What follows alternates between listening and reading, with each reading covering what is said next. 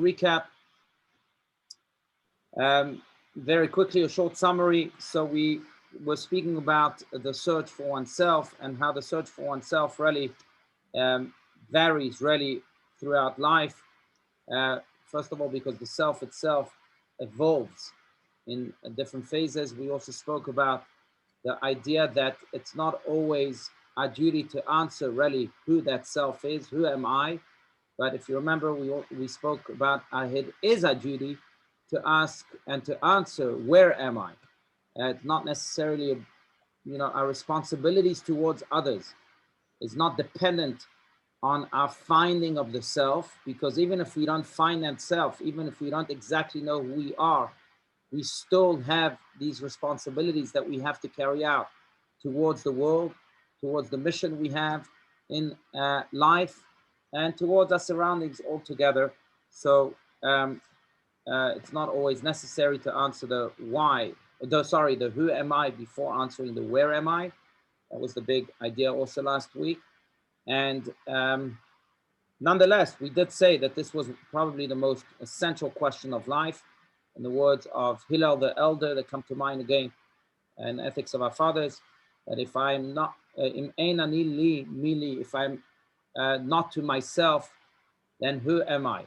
But if I'm only to myself, and that's the second stage that we haven't spoken about yet, if I'm only to myself, if I'm only to myself, then what am I? Because again, I still have these responsibilities towards the where, towards my surroundings. Let's continue at the very bottom of page 103, and we'll see how Rabbi Steinsaltz develops this question of who am I? Does anyone want to read? Joyce, yes, please. I see you raising your hand, but you have to unmute yourself. Okay. There you go, please.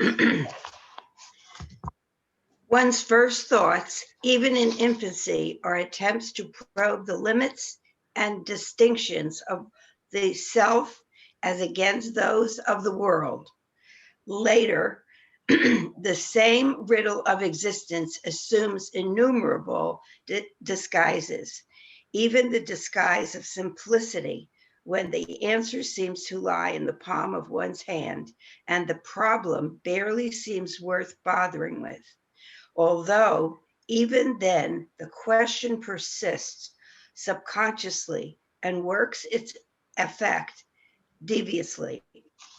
Virtually all of the investigation a person ever does, whether of himself or of problems outside himself, consists for the most part of pyramids upon pyramids of answers to that basic question about the essence of his being. Right. It's a question we struggle with, as Rabbi Stans points out here, from infancy, from the very beginning. Who am I? But it's not a question that is easily solvable, not at that stage of life, certainly not when we grow up. Because again, we take upon ourselves different disguises. And this word disguises that Rabbi Steinsaltz uses really reminds me, if I may, of a different book that Rabbi Steinsaltz has called Simple Words. It's one of my favorite books of Rabbi Steinsaltz, Simple Words. I think we spoke about this multiple times. And if I have it easily accessible, I'll pull it out just to show you how it looks like, if you're interested, but it doesn't look like I do. But Simple Words has a chapter called Masks. And the point that Rabbi Steinsaltz makes is a very interesting point. And that is that everyone wears masks. We all wear masks. There it is. Not the, thank you. Gila pulled it out, Diana pulled it out, great. Thank you. That's Simple Words right there. But, and the subtitle is Thinking About What Really Matters in Life. So he explores many different words, from words like friends and love to, again, the word masks. The point that he makes that is connected here to this book and to this chapter specifically is that if you think about this, we all wear masks. And some wear good masks, some wear bad masks. I'm not just speaking about the coronavirus masks, physical masks. I'm speaking about spiritual masks. The mask we wear with our spouse is not the same mask we wear with our children. The mask we wear with our children is not the same mask we wear with our colleagues, and so on and so forth. Every day we change masks many times. Some have just a few masks, And some people have thousands of masks that they wear every day. Now, the point that Rabbi Steinsaltz makes is that sometimes, because we wear so many masks, we forget who hides behind all these masks. We forget this most important question again of who am I? We forget the search for oneself, the name of this chapter.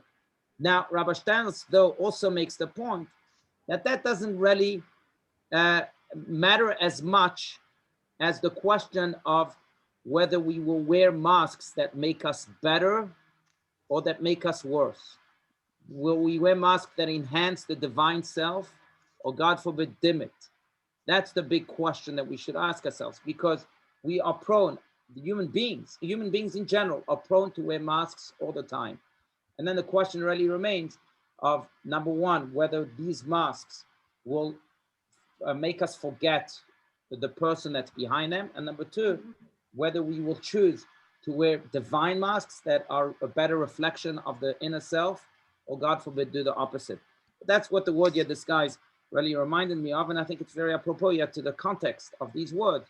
Because even, again, going back to this point, even if we do not know who we are, because it's such a complex question that is not solvable even at the early stages of life, or even at the later stages of life, depending on the way you look at it, still, we have a choice to make each and every day. Am I going to look like an angel today, or the opposite? That's the question we ought to answer every day, even though the other answer of who am I, the deeper answer, might not be answerable every day. So that's an idea I just wanted to share, especially as we read this word "disguise." But in addition to that, I just want to mention one thing. And again, I really want this to be much more of a dialogue than anything else. But I want to mention one thing, and that it's interesting to note, because, and I don't know if we mentioned this last time, and if I'm repeating myself, then please stop me. But the word for the inner self, right, which is what we're speaking about here, the word for the inward or the inner self in Hebrew is the word pnimiut, right? Pnimiut, which means the internal self. Now, it's interesting to note that the word for face in Hebrew comes from the same root word, panim and pnimiut. Why? Because ideally, as we just mentioned, the panim that we wear, the face that we have, really should be a reflection of pnimiut, of that which is inside. And it's interesting to note that body language experts will tell you that the face doesn't lie. And certainly one part of the face doesn't lie, that's the eyes. The eyes never lie. And that's because whether we try to hide that which is inside or not, will always be showing it. The panim, the real face of ours, especially the eyes, will always be a reflection of that which we have within. The question is whether the rest of us, our actions, maybe the rest of the body, will also reflect that. But it's just an interesting Hebrew word, because really it speaks volumes to on this subject, on the search for oneself. Are there any comments, ideas, questions? Whatever it may be. Rabbi, Please. and I apologize in advance because I may be getting ahead of where you're going. And if so, I don't want to do that. But yeah, what occurred to me, because of the work I do, obviously, as a therapist working with people, and the multi-faces and the multi-leveled layer cake that is every human being, there's an attempt for integration. And maybe the word pnimiut, which is the internal self, has something to do with integration. If we, in fact, wear multiple masks all the time, we may forget which mask do I need to put on. But if we try to be as solidly integrated, whether I'm with my children, my spouse, my friends, my colleagues, the world outside, the plumber, it doesn't matter who I interact with. Is there an attempt to create a solid foundation of integration so that we're not so comfortable thinking that it's just fine for us to be certain ways with certain people, but that we really need to be more like we are with everybody? Right. I certainly agree. I absolutely should be a lot of effort invested in that. And in a way, I think that You know, the effort should switch. That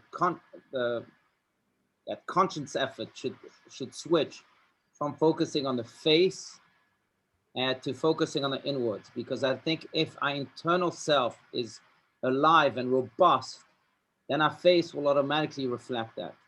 You know, very often we try to change our face.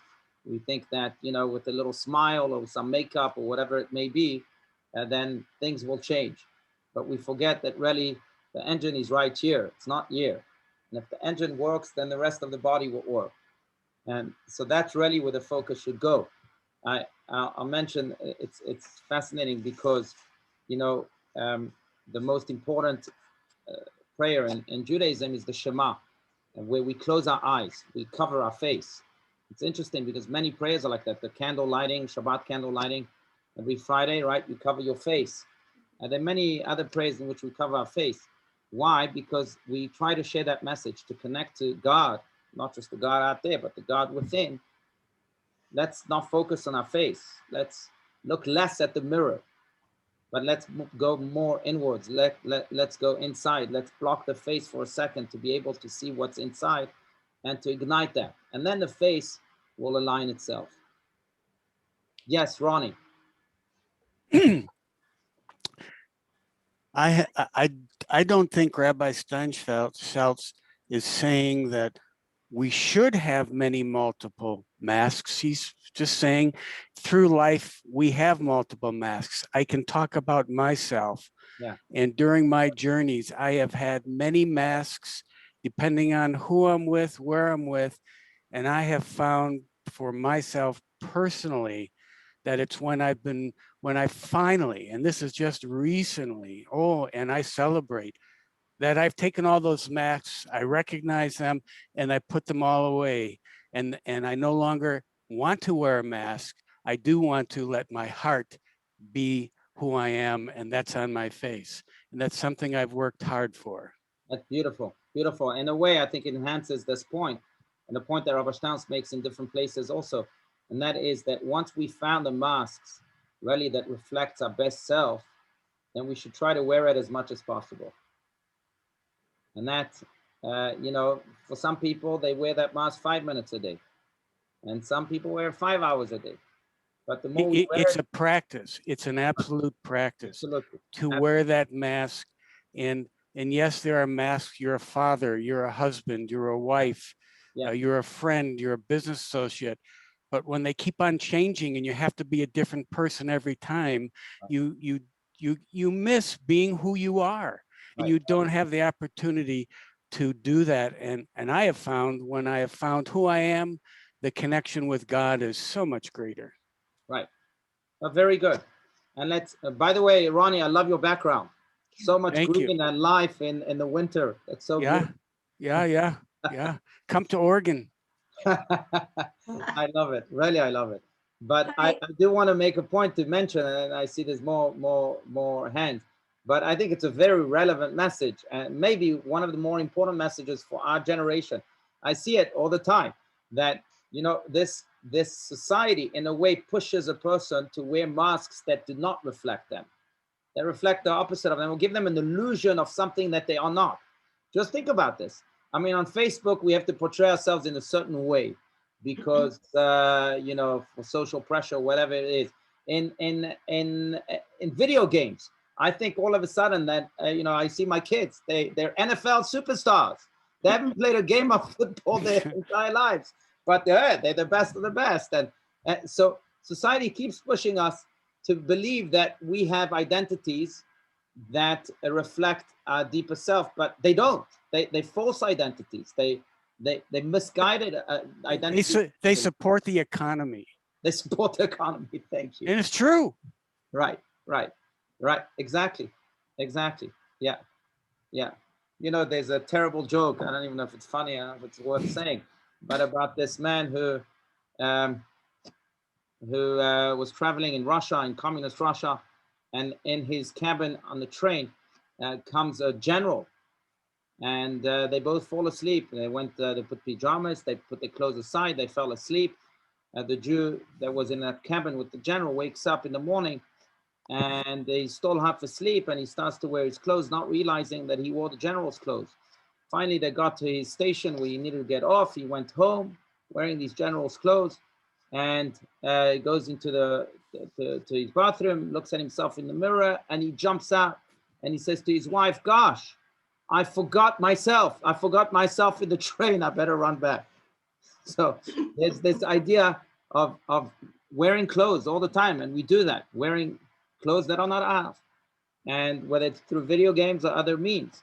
But it's a message. I think this chapter really speaks to the heart of one of the great challenges of our society. I know some other people had their hands up. Yes, Joyce.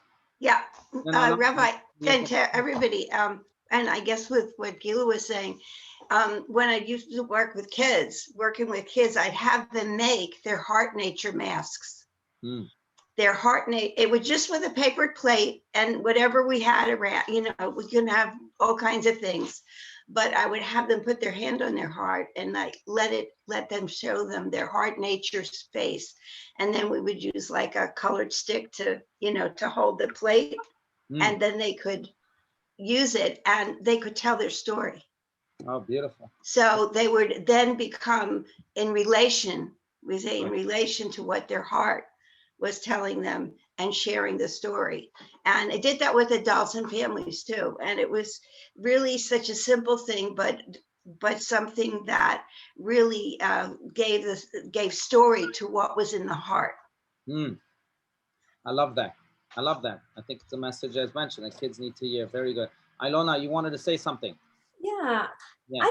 I don't think I wear masks, at least for the much of my adult life, most of it. And I've always liked that, except, in the work situations, it may have not been the best thing for me, but I'm just always myself. When I was speaking, I would still be myself. And I'm wondering, in the simple words, does the rabbi talk about just you and your mask, or does he get into dealing with other people's masks? Well, yeah, primarily you and your masks, but not all these masks are negative masks, right? Some masks actually do reflect who we are, like the parent mask or the sibling mask or whatever it may be. Those are not bad masks, they're not fake masks. They're just a part of who we are, right? So, but I remember the ending. I have to reread the chapter, but I remember the ending of the chapter made a big impact on me, and he really uses this what we spoke about, that the choice boils down to this idea that we can wear masks of an angel or less than that, and the choice is really in our hands, right, Gila? I think you. Ilona, if I could just respond to you, I love what you said. The word, I am personally getting hung up on the word mask. And the reason I'm getting hung up on the word mask is because mask implies a disguise. Yeah. And what you're saying is, I think also what I was implying, which is integration, or not needing to be in disguise, not needing to portray something that is not authentic or real about yourself. Mm-hmm. So when you say, I have been myself I love that. I love people that do that. And I believe that you do that because I'm looking at you and I'm experiencing you as somebody who's very authentic. And as you said, it may not always be politically whatever, but you've been who you are. And I think that's a cultural phenomenon in some respects, to be able to have that sense of freedom to be yourself and not to live in fear, or that you're going to be judged, or that someone is not going to like you. So I love what you said. And I just have to say, Joyce, what you said is so gorgeous, is so beautiful. I feel like I want to use, these paper plate from your heart kinds of things, because I think that everyone, the minute you give people that opportunity to, if they're wearing a mask, to unmask themselves and tell them, I accept you, I will not judge you for who you are. And if they believe you, then it's a beautiful thing, because then you can become who you are meant to be, or who you really are. So I think we're all saying, if I'm correct, Rabbi, we're all kind of trying to say the same thing, which is Right. be authentic. Yeah. And the word mask is a problematic word. Did Rabbi Steinsaltz translate that word from Hebrew? No, actually, it's a book that was written in English. I don't think it has ever appeared in Hebrew. It was written in English. So I think he purposely chose the word mask, but also because maybe let's flip the tables around and let's go to a deeper, more Kabbalistic idea. I know there's still hands up, but just to relate to your point, Gila. So I'm thinking of I don't know why, but my mind is going to the episode of Moses coming down the mountain with the tablets. And when he came down the mountain, his face shone so bright, Karan or Pnei Moshe, to use the words of the Torah, that he had to wear a masveh, a mask. That's what a masveh is. That's the literal translation. He had to wear a mask so that the light emanating from his face would not blind the Jewish people. By the way, just as a side note, completely unrelated, but the word for shining, Karan, is also the same word for horns, keren. And maybe that's why Michelangelo thought that he had a horn. And maybe that's why until today, some people think that Jews have horns. But it stems from that verse in the Torah. Because shining is the same word, the word for shining, the same word as the word for horn. But so Moses had to wear a mask. Now, what I'm thinking about here is that this is a different type of mask. It's a mask for someone who is so authentic, so in tune with his soul, that society can't take that light, and therefore he has to wear a mask. Now, what I'm thinking is that Rabbi Steinsaltz chose that word purposefully because he was also alluding to those masks. There are masks for the common man that, where a person has that choice to make, whether to wear a mask that reflects his deeper self or not. But there are masks where a person has to, in a way, minimize himself, not enhance himself, but diminish his light a little bit, so that society can withhold his light. Now, why am I saying this? Because I think that these are choices that we sometimes have to make also. Maybe the authentic self is not a self that will benefit society. So even though I may want to be authentic, and it is indeed an ideal, sometimes there's no room for that authenticity because it will eventually hurt society. You know, in the simplest way, if my authentic self right now wants to be angry at something good, anger can be good, be angry at something good, but society is not yet receptive to that anger or to that big idea, then maybe I have to diminish my light a little bit, diminish my anger a little bit. So that's also a type of mask that we have to think of. That's also a type of mask that is a mask, not just a hat, as was suggested here, or whatever other suggestion we may have in mind. So maybe that's why he chose the word mask, based on this story from the Torah. That doesn't happen to most of us. Most of us really have to strive for authenticity, but some of us are so authentic that authenticity also has to be questioned sometimes, so that society can be receptive to it.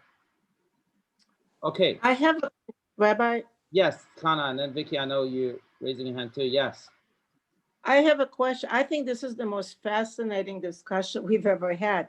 My question is, so let's say I'm at Kiddush and I see somebody that I don't want to talk to, and then I see somebody that I do want to talk to. Does that mean that I'm wearing a mask one time and then I'm not wearing a mask? I don't know if that's a mask. It depends. If you meet that person that you don't want to speak to and you, I think, actively ignore them, or do something else that is not so nice, then you will have been wearing a mask, yes. But if you're not looking at them, I don't know. I think it's just being aware of yourself. Yeah. Vicky, what did you want to I'll find out when I go back. In the book that that you actually lent me, We Jews, Yeah. the rabbi was talking about the fact that as Jews, we assimilate very quickly.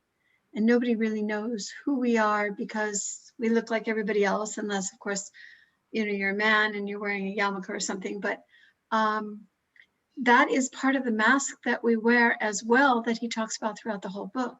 Right. And I thought of it more like a chameleon where we blend because, you know, kind of, we don't want to have any adversity, or we wanted people to know us for who we are instead of looking at us in their perception of what a Jew is. But I think that that's very interesting because it is like a mask when we go out and Right. we hide behind our whatever we are, our whiteness or our assimilation, that we can easily do much more than a person of color. Right. Beautiful. Now, again, and that makes that emphasizes the point that not all masks are bad, Mhm. right? Some masks are actually very good and very conducive to the inner self. Just And again, the choice is in our some hands. cases, life-saving in some ways, but Right. Right. yeah. Right. Rabbi, yeah. Yes, Diana.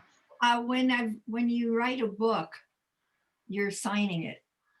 It's a signature. To me, it's also something we're talking about, because I just was looking at my Steinsaltz books, and I have several that he signed, and they're all exactly the same. They're just Steinsaltz as he is. And I like that use of the word signature also, Right. in a broader sense than just signing a book, but the signature that you are.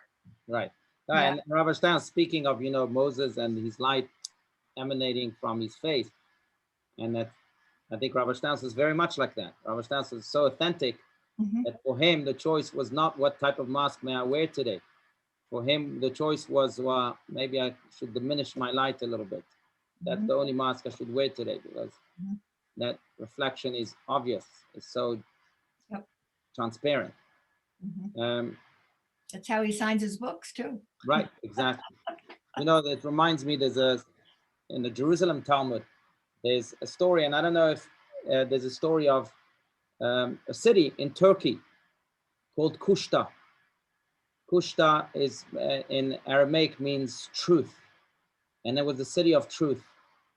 And the Talmud says that in that city, people tried to go and live there, but no one was successful. It forever remained a barren city. Why?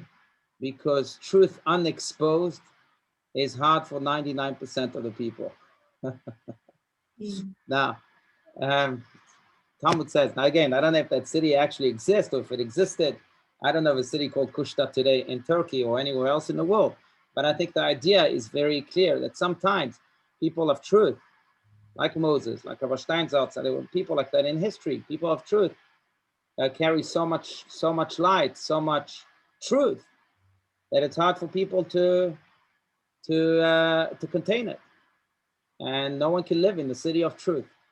That's why King David in the book of Psalms, in I think it's Psalm 83 or 84, speaks of how tzedek v'shalom nashaku, emet meretz titzmach, v'tzedek m'shamayim nishkaf, which means that truth and peace have to kiss.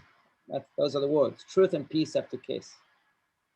Because if truth stands alone, then there's no peace, and there's no ability to convey it.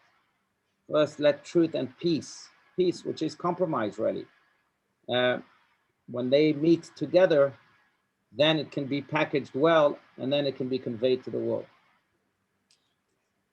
Yes, Ronnie. Listening to you talk about truth, yeah, whose truth? And we can see in society, their truth and my truth may be totally opposite. So who decides what truth is, and where does that come from? Right. Well, absolute truth is true regarding of what I think when people say my truth, I think it's one of those terms that I never quite understood. When people say my truth, it's an oxymoron. There's a lot of oxymorons like that in the English language that just don't make sense. It's like speaking of truth, the moment of truth. If it's truth, then it's everlasting. It doesn't last for a moment. Same here, when people say my truth, if it's truth, it's not a question of it belonging to one person and not belonging to another, because if it's truth, it belongs to the whole world. That's what truth is. My truth maybe should be substituted with my opinion, but it's not truth. Truth is absolute. And if truth is absolute, then it can't fit into any box, into any opinion, into any singular compartment. So I think that's an oxymoron. But I will say this, that I think that truth sometimes has to be, truth is not the highest ideal in Judaism. The highest ideal in Judaism is peace.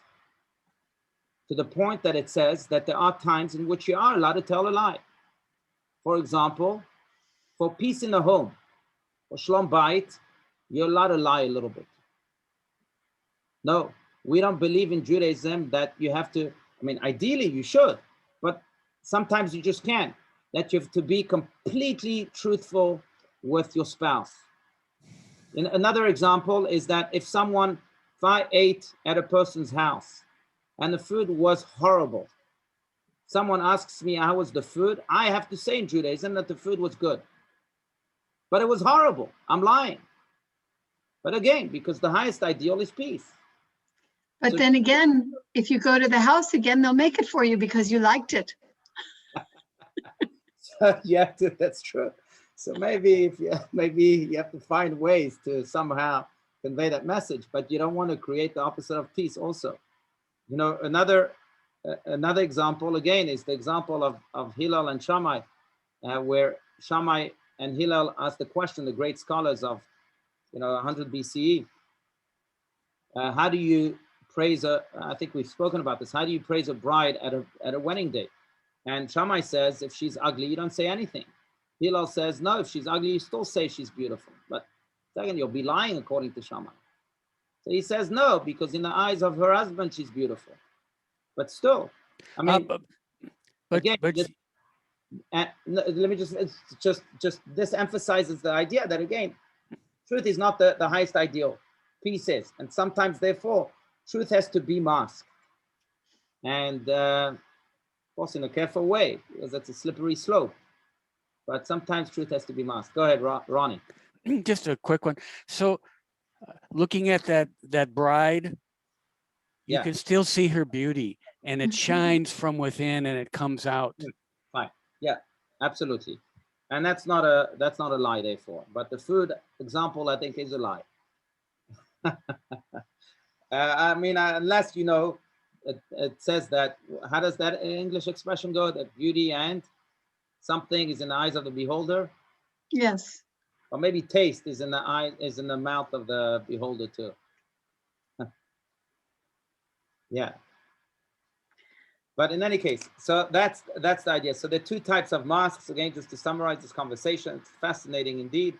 There are masks that I think most people are forced to wear, those are masks in which we have really the choice of wearing masks that reflect the better self, or God forbid, the opposite.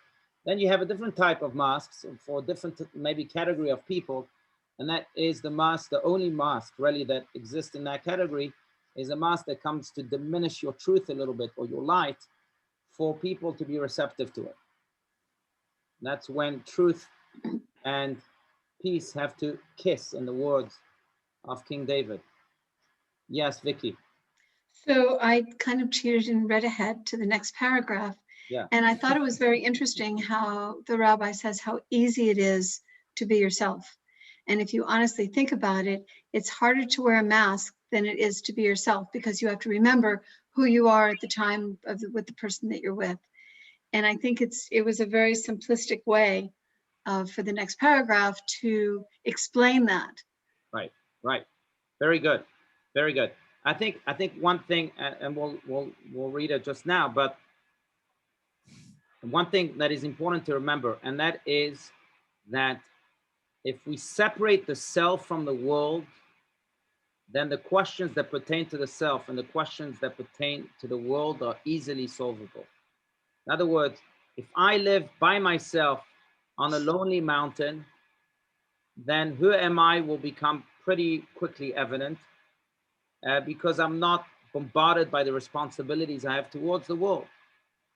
The second I mix myself with the world, which is really the way God wants us to live, that's when those questions are much more difficult. Because then again, I have to ask myself, first, who am I in the noises of the world? And secondly, also, I have to answer some questions before I ask the question of who am I? Like the question of where am I? What are my responsibilities? Whether I know who I am or I do not know who I am. And thirdly, I would say, maybe because myself is yet not packaged well enough for the world to be able to contain it.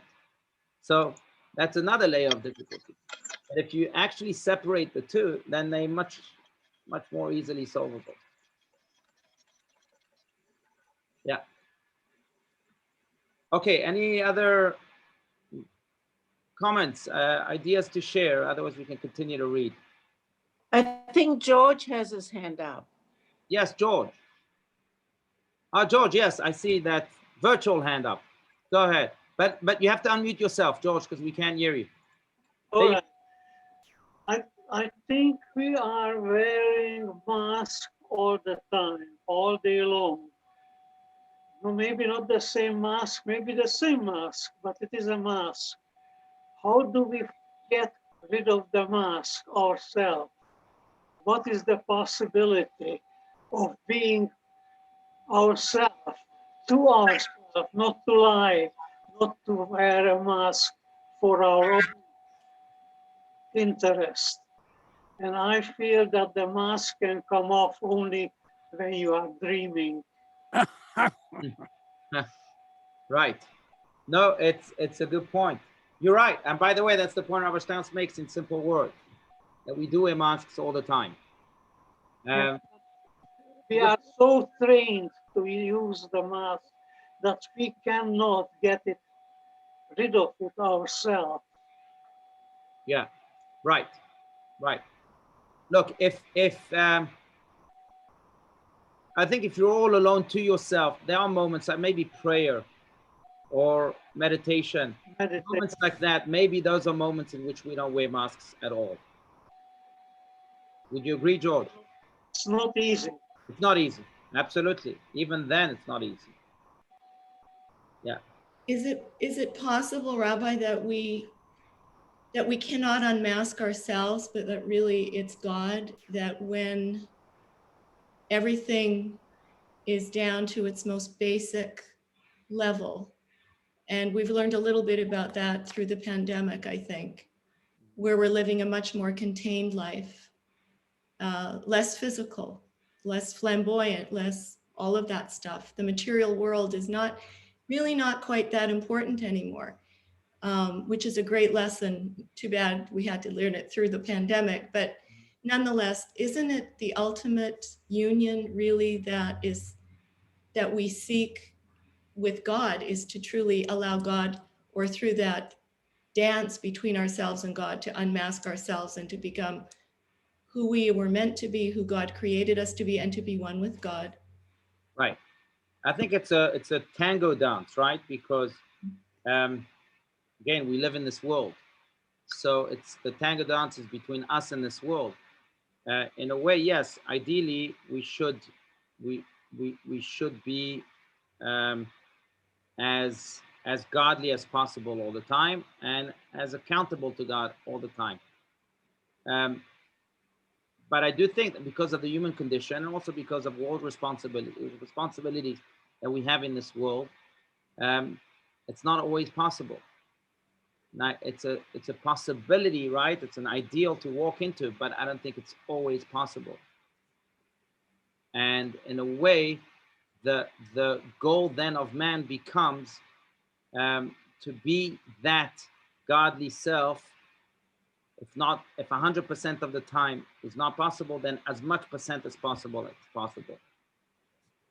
And everyone has, their own way of measuring that and their own percentages that they can actually fulfill. Some people it's only 50% of the time. Some people it's 90% of the time, but I don't think anyone can do it 100% of the time. I mean, unless you're highly righteous, but even then you have a mask that comes to diminish your life. You know, I was just, I knew this lovely lady in Jerusalem. I'll just share with you the story, maybe that conveys this message. But she was elderly, but she was very, very close to the late Lubavitcher Rebbe, Rav Schneerson of blessed memory. Part of the reason she was very close is because they actually came from the same town in Ukraine, in Yaktrinoslav, where the late Rebbe grew up. And this lady knew the Rebbe's father, and she actually helped him many times. So the Rebbe felt indebted to her. Whenever she wanted anything, she would ask the Rebbe, and the Rebbe was always very gracious towards her. You know, one day she was very sick, and she didn't know, the doctors had an argument. Should she have surgery? Should she not have surgery? Some doctors said yes, some doctors said no. So she didn't know what to do, and she went to the Rebbe, and the Rebbe told her to have surgery. And thank God she had surgery, and she was very, very successful. And then she went back to the Rebbe to thank him. And she said to the Rebbe, well, if you know like what patients are supposed to do, why don't you go to the hospitals in Israel or everywhere else in the world? You go over the list of patients and you tell the patients what they're supposed to do, what they're not supposed to do. Make it easier. I experienced it myself. It worked for me. Go for it. You'll save so many lives, or so many patients' lives, or dilemmas at least. And the Rebbe responded very humorously, but you know, I think in the humor of the righteous, there's a lot of lessons. And he said to her, this is her telling me the story. He said, you know, ideally you're right. I should be doing that. But what can I do? Doctors need to make a living. They need parnasa. So I'll leave it up to the doctors. Now, I'm thinking of this story because, again, I think the righteous can do it 100% of the time. But sometimes they have to also enable the world to live and the world to run itself, with doctors or whatever else. So it's going to happen even for them 90% of the time. Yeah. Okay. All right. Let's continue maybe a few more lines here. Page 104, at least in this book. To be sure, does anyone want to read? Go ahead, Vicky, please. To be sure, it takes both time and considerable introspection to get beyond the elaborate mental constructions, the words and ideas devised by everyone. Often, too, a person will feel that he can make do with partial pragmatic answers, that he has as much as he can handle, just coping with the necessities of the everyday.